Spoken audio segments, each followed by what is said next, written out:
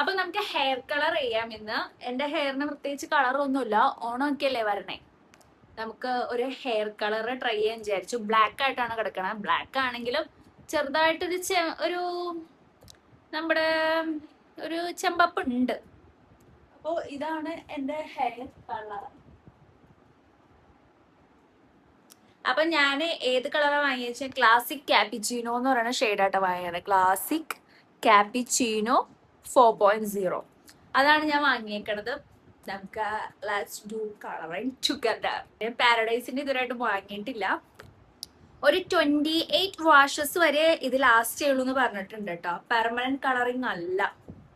കണ്ടോ, for soft and shiny healthier hair, no ammonia and last up to 20. ഇത് permanent കളറാന്ന് ഓർത്തിട്ടാട്ടോ വാങ്ങിയത്. പക്ഷെ ഇത് വാങ്ങി കൈ കിട്ടി കഴിഞ്ഞപ്പോഴാണ് മര്യാദക്കൊന്ന് വായിച്ചു നോക്കിയത്. അപ്പോൾ നമുക്ക് എന്തായാലും ചെയ്യാം. അപ്പോൾ ഞാൻ ദേ മുഖത്തിൻ്റെ ആവായി കഴിഞ്ഞാലും കളർ ആവാതിരിക്കാൻ വേണ്ടി ഞാൻ വെളിച്ചെണ്ണ ആയിട്ട് പറ്റി കൊടുക്കണം. എൻ്റെ കയ്യിൽ പാരച്ചൂണിൻ്റെ വെളിച്ചെണ്ണ ഉണ്ടായിരുന്നു. അപ്പോൾ അതങ്ങോട്ട് പറ്റി കൊടുത്താൽ നിങ്ങൾ വല്ല വാസലിനോ ലോഷനോ എന്തുണ്ടെങ്കിലും പറ്റിയാൽ മതി കേട്ടോ. കാരണം കളർ അങ്ങോട്ട് പിടിക്കാതിരിക്കാൻ വേണ്ടി നമ്മുടെ ഫേസിൽ. അപ്പോൾ എന്ത് കഴിഞ്ഞിട്ട് നമ്മളിത് നന്നായിട്ടൊരു പ്ലാസ്റ്റിക്കിൻ്റെ ബൗൾ തന്നെ എടുക്കാം കേട്ടോ. സെറാമിക്കോ മെറ്റലോ ഒന്നും എടുക്കാതിരിക്കുക. പിന്നെ നന്നായിട്ട് സൂക്ഷിച്ച് ചെയ്യുക. കാരണം നോ അമോണിയാണ്. പിന്നെ വലിയ സൂക്ഷിക്കാനൊന്നുമില്ല, നമ്മൾ ഇത്രയും പ്രായമായ ആൾക്കാരൊക്കെ അല്ലേ.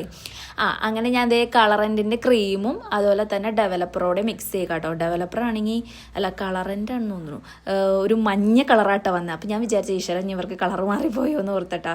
മഞ്ഞച്ചെങ്ങാനും ഇരുന്ന് കഴിഞ്ഞാൽ എനിക്ക് നാണാവും കേട്ടോ. പക്ഷെ എനിക്ക് കാണുന്ന ഇഷ്ടമാണ് ചിലവർ ചെയ്തേക്കണാണ്, മഞ്ഞയും പച്ചയൊക്കെ ചെയ്തേക്കണാണ്. അങ്ങനെ എന്നിട്ട് നന്നായിട്ട് മിക്സ് ചെയ്യുക. എനിക്കൊരു അബദ്ധം പറ്റിയെന്ന് വെച്ച് കഴിഞ്ഞാൽ മുടിയൊന്ന് വെറ്റ് ഹെയർ ആക്കണമായിരുന്നു തോന്നുന്നു. വെറ്റാക്കിയിട്ടാണ് പരട്ടി കൊടുക്കേണ്ടതെന്ന് തോന്നുന്നു. ഞാൻ ദേ നല്ല ഡ്രൈ ഹെയറിലായിട്ടാണ് പരട്ടി കൊടുത്തിട്ടുള്ളത് കേട്ടോ. ഞാൻ കുറേയൊക്കെ വായിച്ചു നോക്കി, എന്നിട്ട് ഞാൻ ദേ വലിയ കാര്യമായിട്ടൊന്നും മനസ്സിലാക്കാത്തതുകൊണ്ട് ഞാൻ ഇങ്ങനെ അങ്ങോട്ട് പറ്റി കൊടുത്തു കേട്ടോ. ഞാനിങ്ങനെ തോന്നിയ പോലെയാണ് പറ്റി കൊടുക്കുന്നത്. മുകളിൽ നിന്നൊന്നും അധികം പറ്റാതെ തന്നെ താഴ്ത്തിയിട്ടാണോ ഉള്ള പോർഷനിലായിട്ടാണ് പറ്റി കൊടുക്കുന്നത്. പിന്നെ ഇത് ക്യാപിച്ചിനോ ആയതുകൊണ്ട് തന്നെ എനിക്ക് ഏകദേശം ഒരു ഊഹമുണ്ട്, ഒരു ചോക്ലേറ്റ് കളറൊക്കെ വരുള്ളൂ, അല്ലാണ്ട് എടുത്തറിയിക്കുന്ന കളറായിരിക്കില്ല. അപ്പോൾ അവിടെ ഇവിടെയൊക്കെ ആയിരുന്നാലും കുഴപ്പമില്ല. ഞാൻ അങ്ങനത്തെ ഷെയ്ഡാട്ടോ അധികം വാങ്ങാറ്.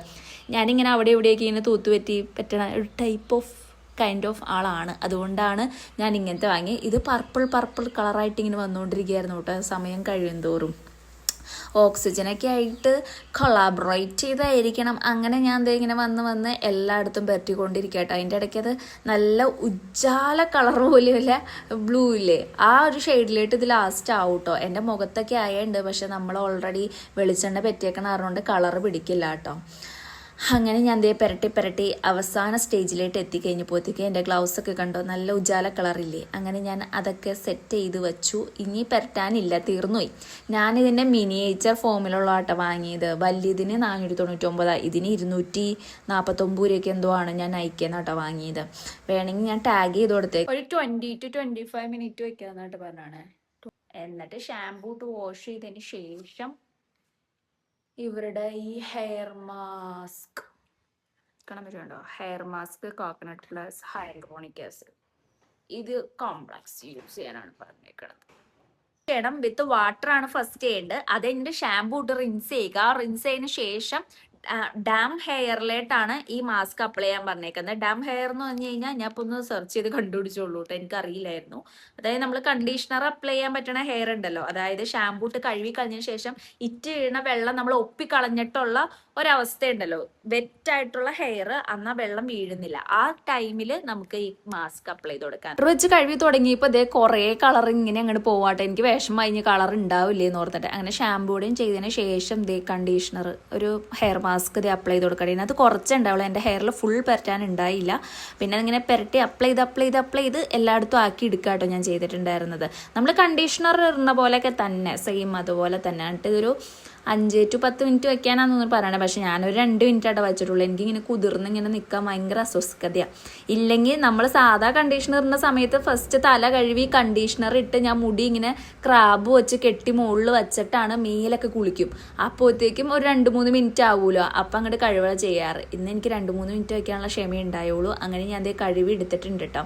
അപ്പം എൻ്റെ ഫേസിലൊന്നും ആയിട്ടില്ല കേട്ടോ, കളറായിട്ട്. ചെവിയിൽ നന്നായിട്ട് ആയിട്ടുണ്ടായിരുന്നു, പക്ഷെ അത് നമ്മൾ വെളിച്ചെണ്ണ പറ്റിയിട്ടുള്ളത് കൊണ്ട് കളർ പിടിച്ചിട്ടില്ല. അങ്ങനെ ഞാൻ ഹെയർ ഇങ്ങനെ ഡാബ് ചെയ്ത് ഉണക്കാനായിട്ട് പാടുള്ളൂ. ഇങ്ങനെ ഞെക്കി അല്ലാതെ ഇങ്ങനെ ഉരച്ചുണക്കരുത്. അപ്പം നമ്മുടെ മുടി ഭയങ്കര ഫ്രിസിനെസ് കൂടുക കേട്ടോ ചെയ്യണത്.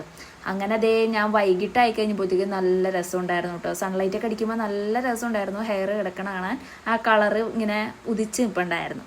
അപ്പോൾ എൻ്റെ ഹെയർ കളറിങ് ഇവിടെ അവസാനിക്കുന്നു ഗൈസി. ഇന്നത്തെ വീഡിയോ ഇത്രേ ഉള്ളൂ. കളറും വീഡിയോയും ഇഷ്ടപ്പെടുകയാണെങ്കിൽ ലൈക്ക് ചെയ്യണം, സബ്സ്ക്രൈബ് ചെയ്യണം, സപ്പോർട്ട് ചെയ്യണം. ബൈ.